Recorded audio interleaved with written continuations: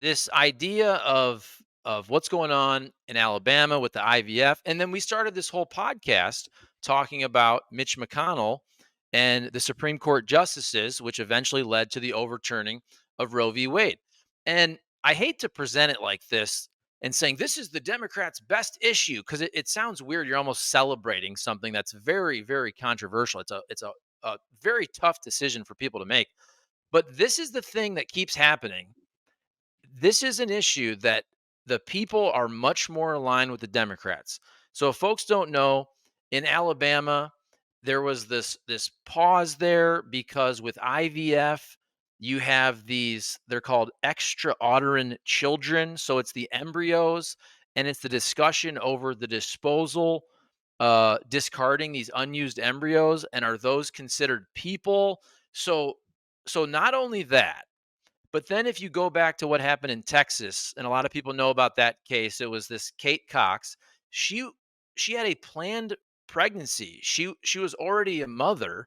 She didn't want to have an abortion, but she had basically a non-viable um, fetus within her body and had to leave the state of Texas. Look, man, pro-choice versus pro-life. I understand both sides of that issue.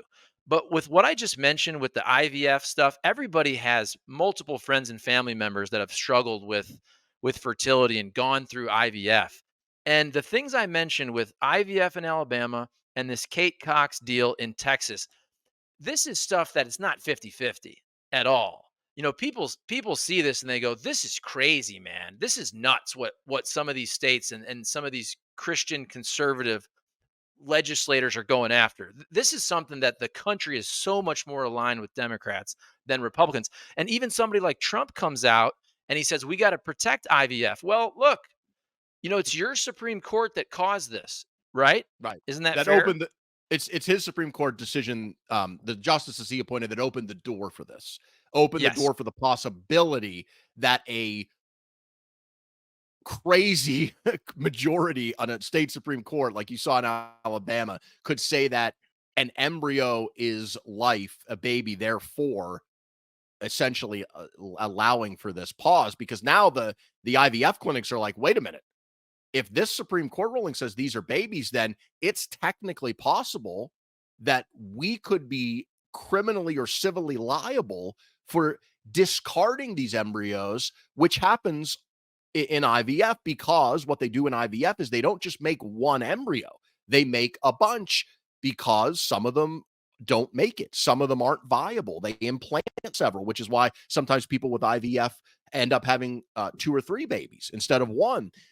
And so it's a natural part of IVF that embryos will be destroyed. And if you believe that the embryo is equivalent to life and a child, then the logic, I guess, does flow that they should be treated, an embryo should be treated the same way. Now, of course, the vast majority of people do not believe that. Even pro-life people have come out and made what I think is the clear distinction, which is what makes an embryo a potential life isn't only the embryo, because if you put it in a lab, it's not going to grow into a baby in 9 months. It has to be implanted into the mother. That is what begins the process of life. And you've heard a lot of Republicans kind of make that argument now because they know what you're saying, which is politically, this looks terrible for them. So they are bending, and Alabama, I'm sure, is going to pass a law, the Republican legislature and the Republican governor, to make it clear that IVF treatment in the state is off limits. And I wouldn't be surprised if nationally you see Republicans in the House try to do something as well, because they know how bad this looks for them.